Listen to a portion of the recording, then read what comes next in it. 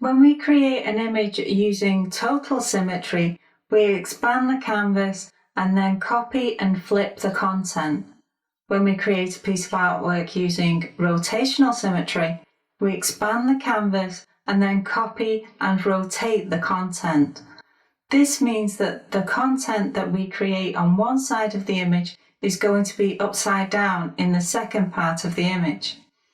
This makes rotational symmetry a little harder because we need to consider a composition that will still look good if we turn it upside down. Thankfully, we've already seen a composition that works well when it's rotated. When we looked at the golden spiral, we saw that the image could be viewed in any direction and would still look great. So if I'm creating an image that uses rotational symmetry, then this is a good place to start.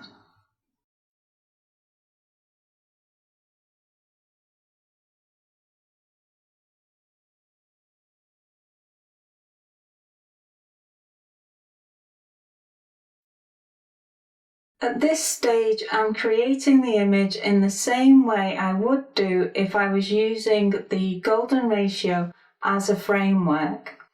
Because I've selected this composition tool, I've already considered what will happen when I incorporate the rotational symmetry.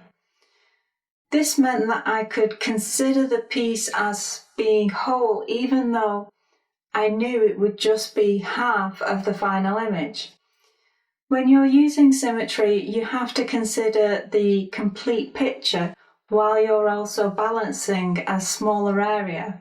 But this is a skill that is necessary and it can be used with any piece of artwork. It's a fundamental artist skill, and this is one way that you can improve and develop that ability.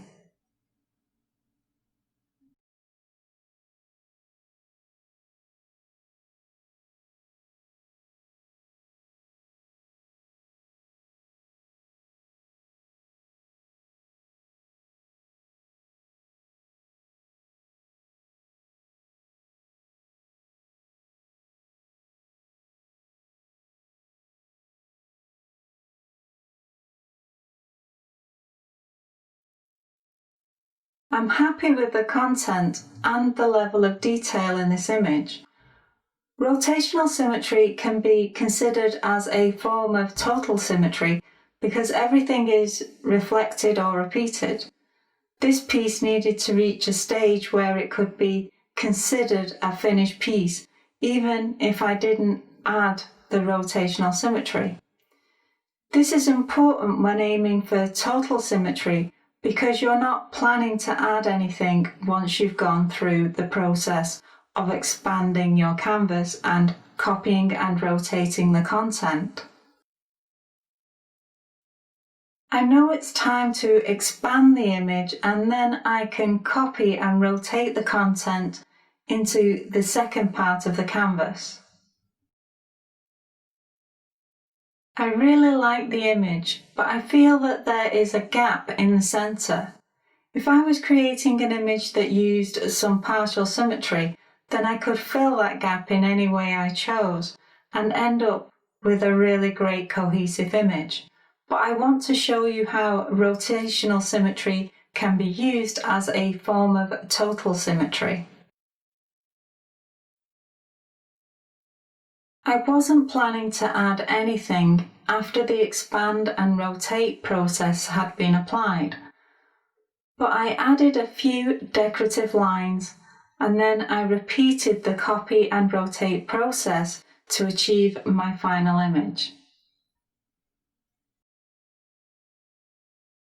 It is true that total symmetry requires the copy and rotate process to occur at the very end of the piece, and this is what I've done. Expanding the canvas can happen at any point during the process, depending on the medium that you're working in. If you're working in a traditional medium, then you will get a larger piece of paper or canvas because you know you're creating a symmetrical image, and then you will halve that canvas and work on one side of the image. You might decide to copy and rotate throughout the process of creating the work. This would be the easiest option, but if you're working digitally, then you can simply copy and paste. The process is very different. If you're working in a traditional medium like paint or pencil, then symmetry becomes a test of your technical abilities. It challenges your skills at realistic drawing and painting, because even if you're producing an abstract work, it involves observing and drawing something exactly as it appears. If you were learning to draw, I might suggest creating a drawing where you make an abstract piece completely symmetrical, because in doing so, you would have to consider each line and shape. It requires a large amount of skill to replicate something exactly. But if you're a digital artist, then you can simply use copy and paste in order to achieve the same effect. It wasn't necessary to use total symmetry in this piece. Let's have another example where we use partial symmetry to create the image.